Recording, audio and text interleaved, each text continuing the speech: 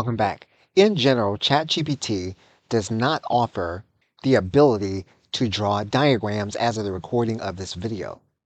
One thing that you can do is you can request that ChatGPT draw an image with DALL-E as if it were a diagram. We're going to switch out of ChatGPT 4 with Canvas, and we're going to switch over to the latest models. Whatever your latest model is as the recording of this video, you will use.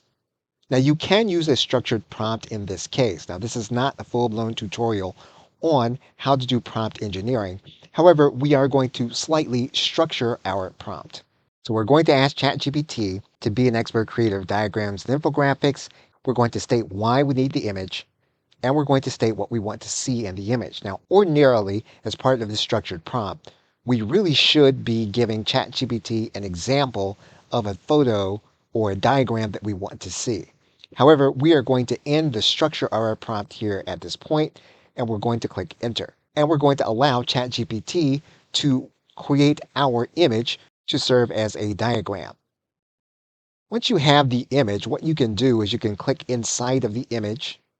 And what you can do is you can then begin to work with the image to correct it in ways that you want. It's a good idea to correct one thing at a time. So what we're going to do is we're going to click on the select button. We're going to minimize, and we're going to correct one specific element.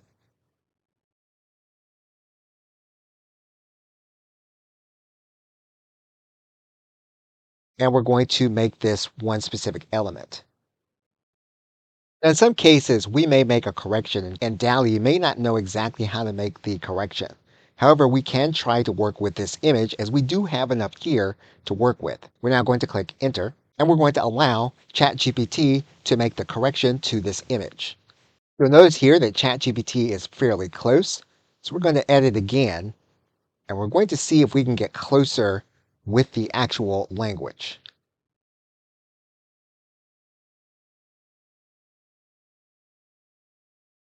And we're going to click enter. We now have the first part of our image. We're now going to keep working on this element to get it to look the way that we want. Okay, so with that, thanks, and I will see you in another video.